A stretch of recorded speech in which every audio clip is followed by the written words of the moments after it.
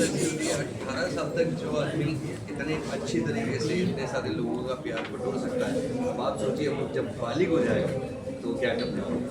तो अभी स्टार्टिंग है, मुझे ऐसा लगता है क्योंकि हर शो स्वास्थ्य का एक इस तरीके से प्रेजेंट किया जाता है तो लोगों के दिल में घर कर जाते हैं वो शो, चाहे वो शिव शक्ति हो, राधा कृष्ण हो, राम सिया के लव शो, चंद्रगुप्त मौर्य हो, बहुत सारे शो, महाभारत हो, आज भी लोग उसे देखना पसंद करते हैं। अगर इन 18 सालों की जर्नी में हमने इतना यूथ से लेकर के ओल्ड एज से लेकर के और एक यंग जनरेशन भी अगर गैदर किया है हमारे शोज देखने के लिए किसी भी माध्यम से, यूट्यूब है, स्वास्थ्य का यूट्यूब है, हमारे टेलीविजन पे जब शो आता है तो मुझे लगता है 18 साल के बाद की जर्नी बहुत खूबसूरत होने वाली है क्योंकि अभी और अच्छे अच्छे कॉन्सेप्ट हैं, इतने सारे हमारे माइथोलॉजिकल हमारे हिस्ट्री में कि वो जब वापस आएंगे और जिस तरीके से स्वास्थ्य उसे प्रेजेंट करेगा तो बहुत खूबसूरत होगा। हिमांशु ने तो बहुत अच्छे वे में बताया। मुझे लगता है जब हम 18 साल के होते थे तब हम ना स्टाइल में चलते थे कि हम बड़े हो गए हैं, अब हमारे पास एक्सपीरियंस है, हम छोटे बच्चों को सिखाएंगे।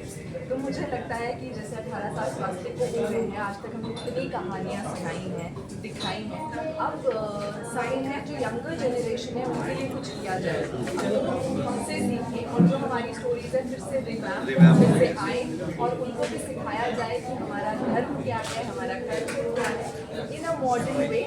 तो आई थिंक दैट्स व्हाट स्वास्थ्य इज अबाउट। पहला डिस्कस कीजिए, बताइए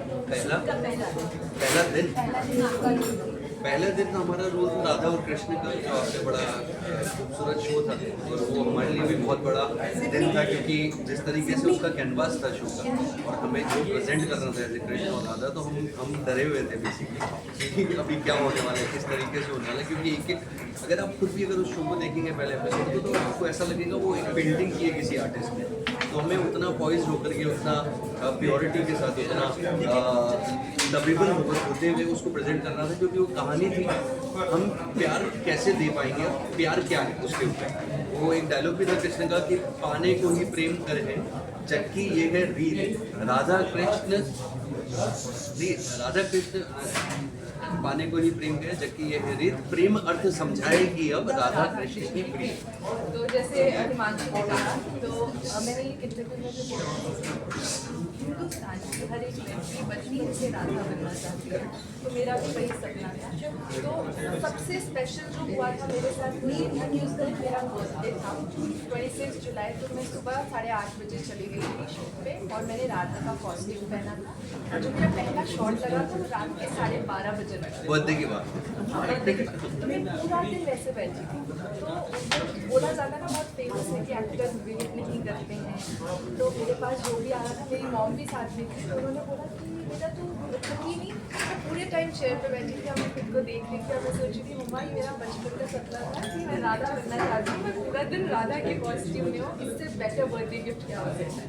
that was the first day of shoot for me कि मैंने केक कट किया था, मैं राधा के कॉस्ट्यूम में और ये शूट कर रही थी, मैं शूट देखने भी गई थी। स्वास्तिक से जुड़ने के बाद और जो आपका कैरेक्टर आपने एक्सप्लेन किया वो अपनाने के बाद आपकी लाइफ या फिर आपकी जर्नी लाइफ की जर्नी। देखिए मुझे ऐसा लगता है कि कोई भी हम जो जिस कंट्री से बिलोंग करते हैं हमें बचपन से सिखाया जाता है, जब पैदा होते हैं तो राम राम हमारे नाना दादा, तो हम कहीं ना कहीं उस कल्चर से इतना ज़्यादा जुड़े हुए हैं। बट जब हम डीप डाउन जाते हैं एज एन एक्टर, जब हम किसी कैरेक्टर को समझते हैं कि कृष्ण होंगे तो कैसे होंगे, राम होंगे तो कैसे होंगे, जो सर ने हमको जिस तरीके से डिस्क्राइब किया था कि राम अगर प्ले करना है तो मुझे भगवान नहीं दिखना चाहिए, कहीं भी आशीर्वाद नहीं देगा, ह्यूमन प्ले कर, ताकि लोग ये समझें कि इनमें ऐसी क्वालिटीज़ हैं जिसकी वजह से भगवान बनेंगे।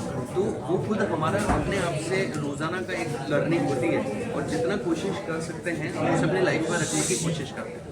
हाँ, ये बात अलग है, कई बार कैरेक्टर चेंज होते हैं तो लर्निंग भी हमारी थोड़ी सी कैरेक्टर के अकॉर्डिंग चेंज हो जाती है कि कृष्ण बिल्कुल नटखट थे तो राम मर्यादा पुरुषोत्तम थे, तो इस तरीके से रोल के अकॉर्डिंग चेंज होते हैं। बट लेकिन लर्निंग्स हमेशा आपके पास रहती हैं। जब भी आप परेशान होते हो तो आपको वही सब चीज़ें, वही लर्निंग्स काम में आती है कि आप उनसे कैसे उस बैटल को कैसे डिफीट करते हो और आगे लाइफ में बढ़ते हो। क्या कुछ चेंजेस हैं स्वास्तिक से? स्वास्तिक के साथ मैंने 3 शोज किए हैं back to back, Radha Krishna, Ram Siya के लव कुश, लक्ष्मी नारायण। मुझे पहले लगता था कि इतना ही क्या ही चेंज आएगा, आप कैरेक्टर्स प्ले करते हो, बट और मेरा जो रियल लाइफ नेचर है वो बहुत ही, मैं एक जगह पे बैठ नहीं सकती हूँ या मैं कहीं ना कहीं मूव करती रहूँगी।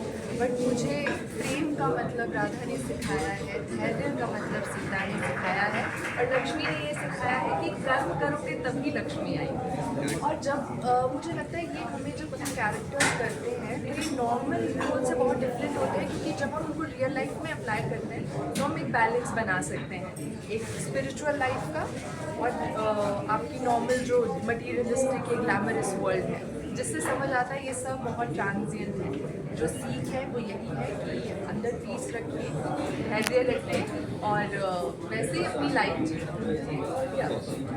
अच्छा, अभी सिर्फ पितृपक्ष चल रहा है, आप बहुत सारी चीज़ें पढ़कर समझ कर आ रहे हैं, ये मैं भी सोच रही हूँ।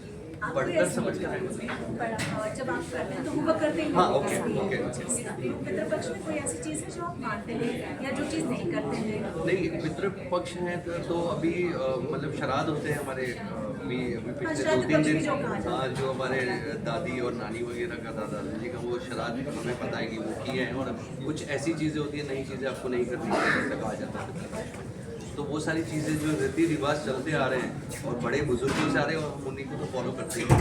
मतलब ऐसा नहीं है कि मैं किसी के अगेंस्ट हूँ,